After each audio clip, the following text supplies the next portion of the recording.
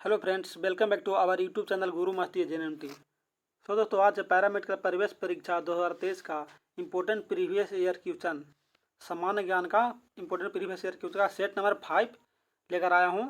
और जो 1, 2, 3 और 4 नहीं देखे हैं, 4 सेट नहीं देखे हैं, कृपया चैनल के प्ले लिस्ट में चले जाएँ। वहाँ सारा का सारा वीडियो डाला हुआ है और उसमें ऑल सब्जेक्ट का ऑल सब्जेक्ट का इंपोर्टेंट प्रीवियस ईयर क्वेश्चन डाला हुआ है, ताकर वहाँ से देख सकते हैं। फिलहाल अभी लेकर आया हूँ सामान्य ज्ञान का सेट 5 क्वेश्चन लेकर आया हूँ। तो सेट नंबर 5 का देख लेते हैं। फर्स्ट क्वेश्चन किस प्रकार से क्या बोल रहा है। 1 से 4 तक तो देख ही लिए हैं, लेकिन 5वां सेट देख लेते हैं। 5वां सेट बोल रहा है सामान्य ज्ञान का कि निम्नलिखित में से निम्नलिखित में कौन सा विषय समवर्ती सूची में है। समवर्ती सूची में कौन सा विषय है। ऑप्शन ए में है कृषि, ऑप्शन बी में है शिक्षा, ऑप्शन सी है पुलिस एंड ऑप्शन डी बोल रहा है रक्षा। इसमें कौन सा चारों में से कौन सा विषय है जो समवर्ती सूची के अंतर्गत आता है। तो इसका राइट आंसर हो जाएगा ऑप्शन बी हो जाएगा। अर्थात क्या, तो शिक्षा है जो समवर्ती सूची में है।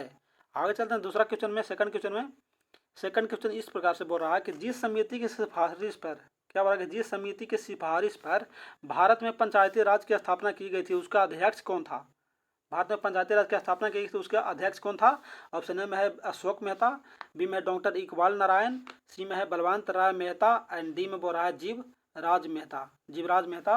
तो 2 का राइट आंसर क्या हो। इसका राइट आंसर होगा ऑप्शन क्या सी हो जाएगा। अर्थात कौन, तो बलवंत राय मेहता हो जाएगा। बलवंत राय मेहता के सिफारिश पर क्या बोल रहा है कि भारत में पंचायती राज की स्थापना की गई थी, उसका मतलब अध्यक्ष थे। आगे चलते तीसरा क्वेश्चन इस प्रकार से है कि भारत में पंचायती राज व्यवस्था सर्वप्रथम राजस्थान में और राजस्थान में और कहाँ में, मतलब इसमें डाउट दिया गया। यहाँ पूछने का अर्थ इसका कि और कहाँ में स्थापना की गई, आरंभ की गई थी।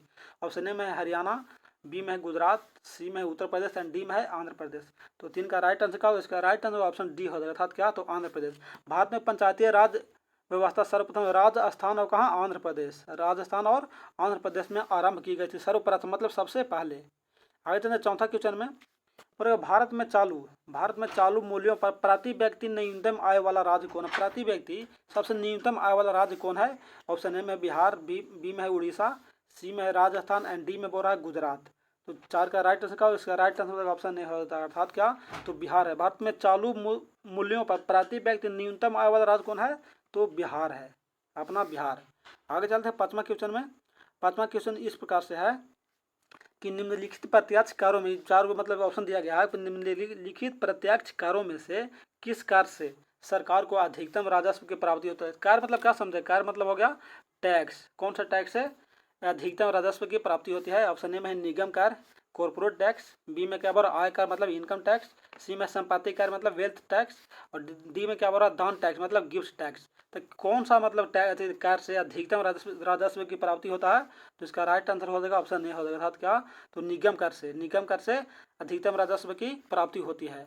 आगे चलते हैं छठा में। बोला छठा क्वेश्चन इस प्रकार से बोल रहा है कि मेगास्थनीज की पुस्तक का नाम है। मेगास्थनीज की पुस्तक का नाम क्या है। ऑप्शन ए में है अर्थशास्त्र, बी में है ऋग्वेद, सी में क्या बोल रहा है पुराण और डी में बोल रहा है इंडिका।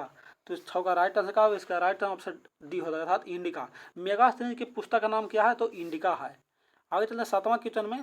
7वां क्वेश्चन बोला कि हर्षचरितम नामक पुस्तक किसने लिखी है। मतलब हर्षचरितम पुस्तक नामक लेखक कौन है। ऑप्शन ए में है कालिदास, बी में है बाण भट्ट, सी में है विष्णुगुप्त एंड डी में है परिमल गुप्त। क्या बोल रहा है, परिमल गुप्त। तो इसका राइट आंसर हो जाएगा ऑप्शन बी। अर्थात क्या, तो बाण भट्ट। हर्षचरितम नामक पुस्तक के लेखक कौन है, तो बाण भट्ट जी हैं। आगे चलते हैं 8वां क्वेश्चन में। मुद्रा राक्षस, क्या बोल रहा है मुद्रा राक्षस नामक पुस्तक का लेखक कौन है।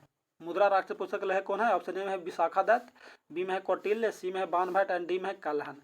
तो 8 का राइट आंसर क्या होगा। इसका राइट आंसर हो जाएगा ऑप्शन ए हो जाएगा। अर्थात क्या, तो मुद्रा राक्षस नामक पुस्तक के लेखक हैं कौन, तो विशाख दत्त हैं। आगे चलते 9वां क्वेश्चन में। नौकरशाही, क्या बोल रहा है नौकरशाही का कार्य है। नौकरशाही का क्या कार्य है। ऑप्शन ए में है सरकार की नीतियों को लागू करना, बी में है प्रशासन चलाना, सी में है मंत्रियों की सहायता करना एंड डी में है उपयुक्त सभी। मतलब उपयुक्त सभी मतलब ऑप्शन डी क्या, कि ए बी सी तीनों सही।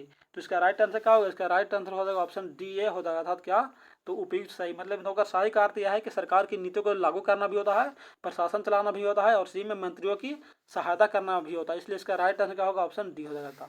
आगे चलते हैं 10वां क्वेश्चन में। 10वां क्वेश्चन भी इस प्रकार से बोल रहा है कि सत्यार्थ प्रकाश की रचना की गई थी। मतलब किसके द्वारा सत्यार्थ प्रकाश की रचना की गई थी। ऑप्शन ए में है राजा राम मोहन राय के द्वारा, बी में महात्मा गांधी के द्वारा, सी में है स्वामी विवेकानंद के द्वारा एंड डी में बोल रहा है स्वामी दयानंद सरस्वती के द्वारा।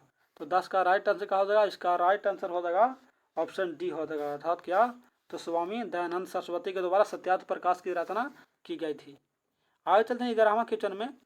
अनुशीलन क्या बोल रहा है कि अनुशीलन समिति थी, किसके लिए था?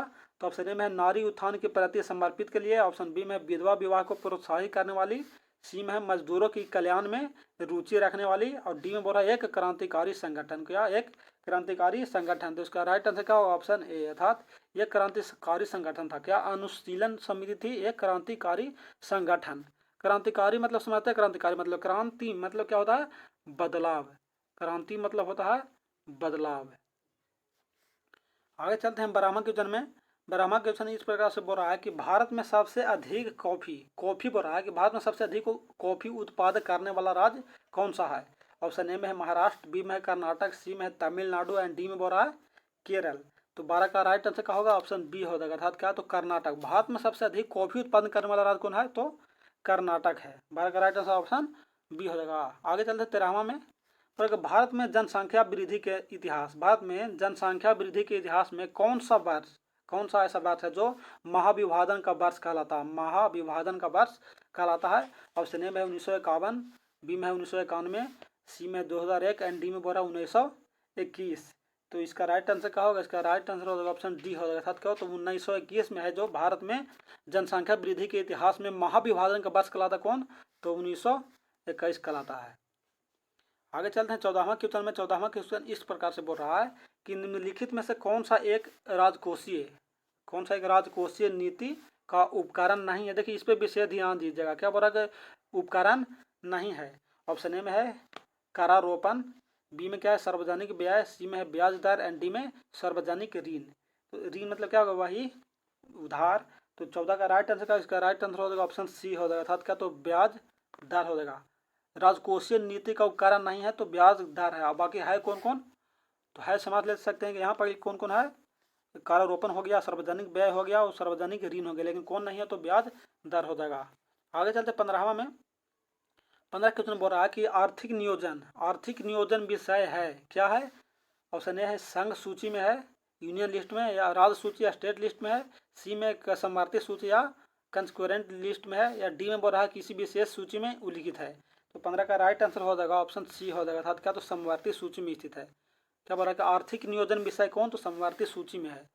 आगे 16वां चलते हैं। 16वां क्वेश्चन में निम्नलिखित में से बोल रहा है निम्नलिखित में से किसे भारत और पाकिस्तान के बीच की सीमा माना जाता है? भारत और पाकिस्तान का बीच सीमा कौन सा है? ऑप्शन ए में सीमांत रेखा, बी में है ऑर्डर नीसे रेखा, सी में है मेसन डिक्सन रेखा एंड डी में बोल रहा है रेड क्लिप रेखा। तो इसका राइट आंसर क्या होगा? ऑप्शन डी हो जाएगा, अर्थात क्या? तो रेड क्लिप रेखा। भारत और पाकिस्तान के बीच की सीमा रेखा का नाम है क्या? रेड क्लिप रेखा नाम है। आगे चलते 17वां क्वेश्चन में। महात्मा बुद्ध ने अपना पहला, क्या बोला कि महात्मा बुद्ध ने अपना पहला धर्म चक्र प्रवर्तन किस स्थान पर दिया था? कौन सा स्थान पर धर्म चक्र प्रवर्तन सबसे पहले प्रारंभ किए थे?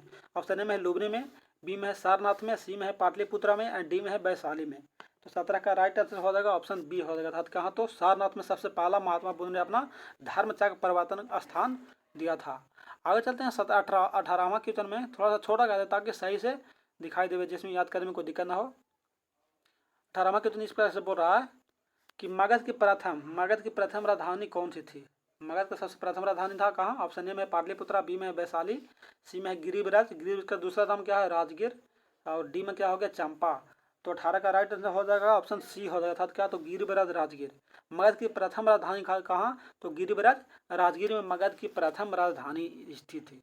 आगे चलते 19वां क्वेश्चन में कि निम्नलिखित में से किसको संविधान द्वारा मौलिक अधिकारों को लागू करने की शक्ति दी गई? मतलब कि मौलिक अधिकारों को लागू करने की शक्ति किसके द्वारा दी गई है? ऑप्शन ए में भारत के सभी न्यायालयों को, बी में है संसद को, सी में है राष्ट्रपति को एंड ऑप्शन डी में रहा है सर्वोच्च न्यायालय एवं उच्च न्यायालय के। थोड़ा सा ऊपर कर दें ताकि सही से दिखाई देवे। बोल रहा है कि सर्वोच्च न्यायालय एवं उच्च न्यायालय को। तो किसे दिया गया है? तो 19 का राइट आंसर क्या होगा? ऑप्शन डी ही हो जाएगा सही, अर्थात क्या?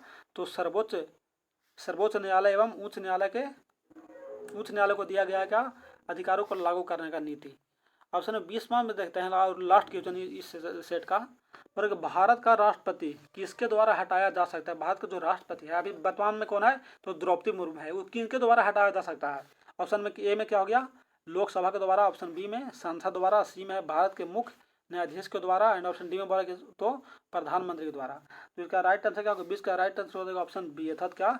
तो संसद के द्वारा भारत का राष्ट्रपति हटाया जा सकता है। किसके द्वारा? तो संसद जब चाहेगा, जब उसको द्रौपदी मुर्मू को अभी हटा जा सकता है। आगे चलते हैं, आगे 9 क्वेश्चन है, बस इस सेट में इतना ही। फिर मिलते हैं अगले सेट में, तब तक के लिए जय हिंद।